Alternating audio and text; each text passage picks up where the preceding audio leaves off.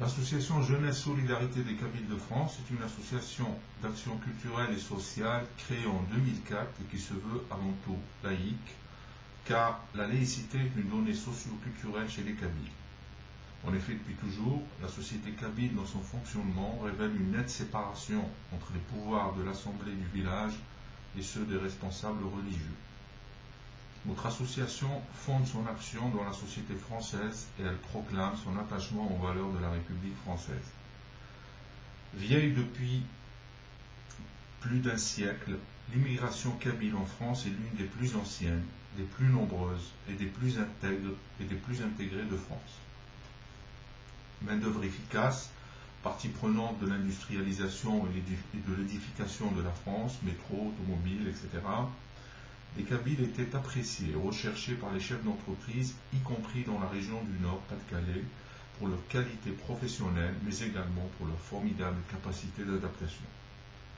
Respectueux des lois de la République, les Kabyles n'ont jamais posé le problème d'ordre public et se sont fondus dans la population au point que, malgré le fait qu'ils constituent la communauté la plus ancienne et la plus nombreuse du pays, beaucoup de Français ne savent pas ce qu'est un Kabyle.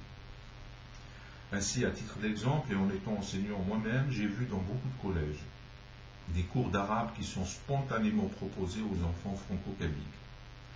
Cela illustre bien la malédiction identitaire des Kabyles, méconnue en France et réprimée dans leur pays d'origine.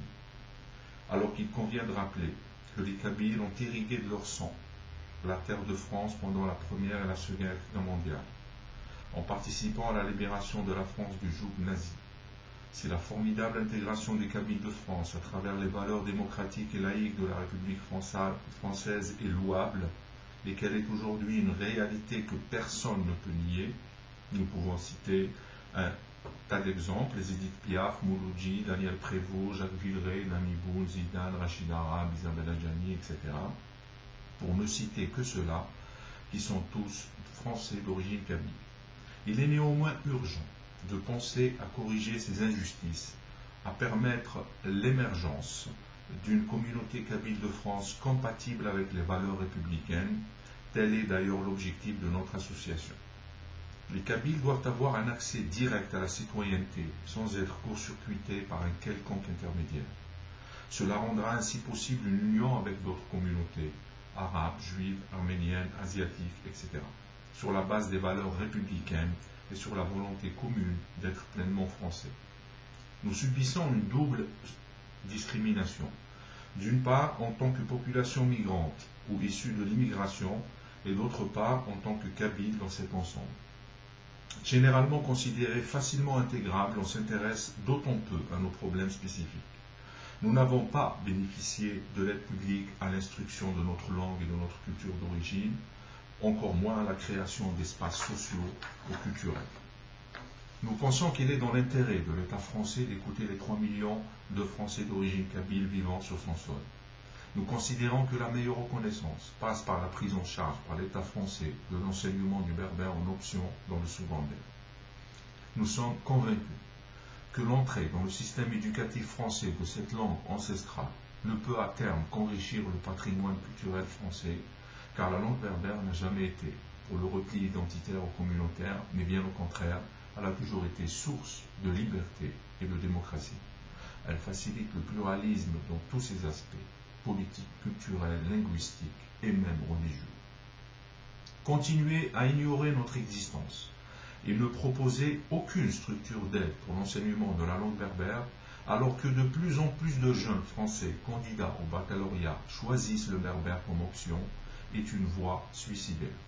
En effet, ces mêmes candidats français, contrairement à leurs camarades ayant choisi d'autres options, ne bénéficient d'aucun moyen de préparation, mis à part des cours dispensés par des associations bénévoles comme la nôtre.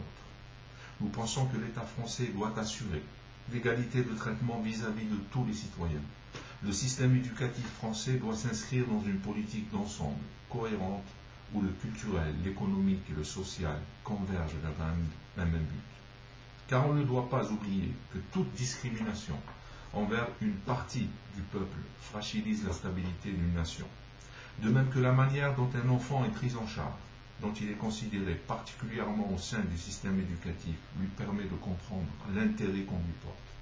S'il se sent discriminé à travers le respect de sa langue d'origine, de son patrimoine, de son identité, alors la coopération avec le reste de la société peut être compromise à tout moment.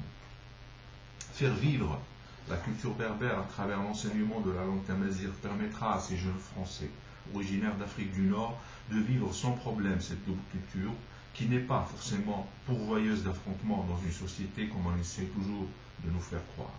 Alors que la méconnaissance de sa propre histoire et de sa propre culture pousse souvent l'individu à s'accrocher à n'importe quoi et à écouter n'importe qui, d'où le danger de voir demain tous ces jeunes répondre favorablement aux sirènes des extrémistes de tous bords. Alors que se sentir respecté, pris en considération est un préalable indispensable pour participer à la cohésion nationale. C'est aussi un préalable pour vivre en confiance dans son propre pays. Et la confiance, tout le monde le sait, c'est un facteur puissant de stabilité. Une proposition de l'association JSK France a été transmise à Monsieur le ministre de l'Éducation nationale, M. Xavier Darcos, et qui consiste dans un premier temps à recenser tous les professeurs déjà titulaires de l'éducation nationale maîtrisant la langue kabyle, et dans un second temps leur proposer à titre de volontariat, bien sûr, de changer de discipline et d'enseigner la langue kabyle. Cette idée ne coûtera pas un seul centime à l'État français, étant donné qu'il n'y a pas de création de postes de fonctionnaires dans la mesure où les futurs enseignants de la langue kabyle sont déjà titulaires de leur poste au sein de l'éducation nationale. À ce jour, nous n'avons reçu aucune réponse.